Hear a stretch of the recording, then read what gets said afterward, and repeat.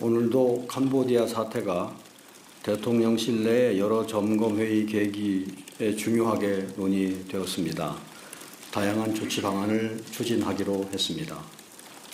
대통령님께서는 오늘도 계속해서 총력 대응을 당부하셨으며 재반 진행 상황을 점검하고 조치에 만전을 기해 줄 것을 주문하셨습니다. 조치 사항을 지난 하루 동안의 진전 중심으로 말씀을 드리겠습니다. 어제 예고 드린 대로 외교부 2차관을 단장으로 외교부, 법무부, 경찰청 등으로 구성된 정부 합동 대응팀이 어제 자정경 프놈펜에 도착했습니다. 현지 시간 오전에 훈 마넷 캄보디아 총리와 장관급인 캄보디아 온라인 스캠 대응위원회 사무총장을 각각 만나서 대응 공조 방안을 논의했습니다. 아울러 합동 대응팀이 이와는 별도로 양측 간의 현지 공조, 우리 국적 범죄 혐의자의 조속한 송환, 사망자 부검 운구 관련 감측화의 합의를 도출한 사항들도 있습니다. 이 결과에 대해서는 오늘 오후 스캠 단지 현장 점검 시에 합동 대응팀이 직접 발표할 예정입니다. 또한 어제 정부는 캄보디아 일부 지역에 대해서 여행경보 4단계를 발령하고 여타 지역 여행경보도 상향 조정하였습니다.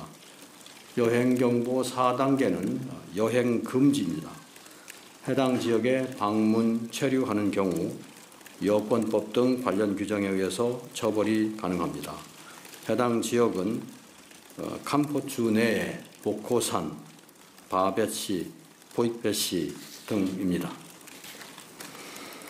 사법당국 또한 캄보디아 관련 온라인 게시물 감시를 강화해 나가기로 했습니다. 추가 피해 범죄 발생을 최대한 예방하려는 차원의 조치라고 할 수 있습니다. 다음으로는 국제 공조에 대해서 말씀을 드리겠습니다. 어제 설명드린 바 있듯이 동남아에서의 온라인 스캠 산업은 몇몇 개개인의 일탈이 아니라 다양한 국가에서 다양한 국적을 가진 약 20만 명 정도가 종사하는 거대한 조직형 산업이자 초국경 범죄 유형입니다. 따라서 우리만의 노력으로 해결할 수 있는 일은 아니고 각국의 사법주권을 존중해야 하는 측면 등 한계가 있는 것 또한 사실입니다. 그러나 이 같은 초국경 범죄가 우리 국민의 생명과 안전과 재산을 위협한다면 우리 정부가 가능한 모든 수단을 동원하여 전방위적인 노력을 하는 것이 당연합니다. 이와 같은 범죄를 효과적으로 근절하기 위해서 현재 이슈가 되고 있는 캄보디아 이외에도 인근국과 관련 주요국, 국제기구 등과의 국제적인 공조가 필수라고 하겠습니다. 앞으로 계속해서 교육을 구체화하고 속도감 있게 진행시켜야겠지만 우선 추진 방향을 간략하게 말씀드리자면 베트남, 태국 등 동남아 국가뿐 아니라 앞으로 전 세계 190개 재외공관을 대상으로 해외 체류 우리 국민에게 피해가 갈 수 있는 유사 사례 발생 가능성이 있는지 전수조사하고 해당국과 공조를 할 예정입니다. 또한 한미 간에도 외교적, 사법적 공조를 강화해서 국제범죄 네트워크 현황을 파악하고 우리 국민에 대한 피해를 근절하기 위해 보다 많은 노력을 경주해 나갈 예정입니다. 이러한 범죄를 통해 발생한 수익을 환수하고 제재를 부과하기 위한 국제 공조 방안도 유관부처 협의를 통하여 적극 검토하겠습니다. UN 차원에서도 인권을 담당하는 총회 3위원회, 마약위원회 등에서 피해자 인권 침해 긴급 대응, 법 집행기관 간 협력 강화 및 역량 강화 지원 등 공조 방안을 제기할 것입니다. 이외에 OECD에서도 불법 자금 유통과 디지털 범죄 대응을 위한 주요 선진국 간 거버넌스와 정책 조율 차원의 논의에 보다 적극적으로 임하고자 합니다. 특히 스캠 산업이 급증한 소재지인 아세안 차원에서도 10월 26일부터 27일까지 개최되는 아세안 관련 정상회의 계기를 활용해서 아세안 치안 당국과의 합동 수사 등 공조 체제를 만들어 나갈 것입니다.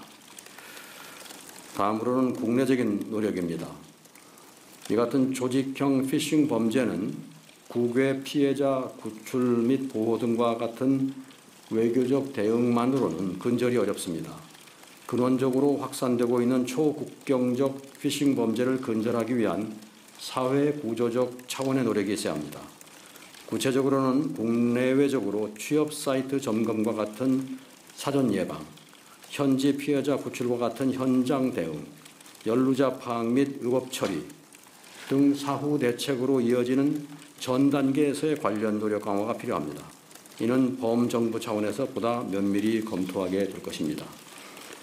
오늘 아침에도 대통령께서는 여전히 캄보디아로 우리 국민들을 유인하는 구인 광고가 계속 게시되고 있는 데 대해서도 방송통신심의위원회 긴급심의제도 등을 활용해서 삭제 등의 조치 방안을 신속하게 강구할 것을 지시하셨습니다.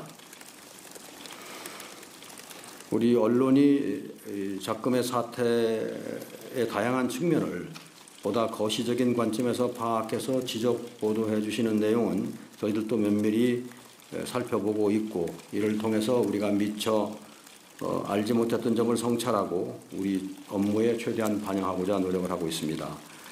다만 대통령님을 포함하여 우리 정부가 해외에서 우리 국민의 안전과 생명에 대해서 무관심했다는 주장은 사실과 거리가 있습니다. 지난주 후반에 캄보디아 취업 사기 및 감금 피해가 큰 뉴스로 다루어지기 오래전부터 이미 대통령님께서는 캄보디아 내 우리 국민 보호를 위한 대책을 마련하라고 지시하시는 등 수차례 이 사건에 대해서 각별한 주의를 기울이신 바 있습니다. 저희가 기록을 확인해 보았습니다. 그랬더니 7월 말부터 10월 초까지 최소한 4회 이상 관련 보고와 지시가 있었습니다.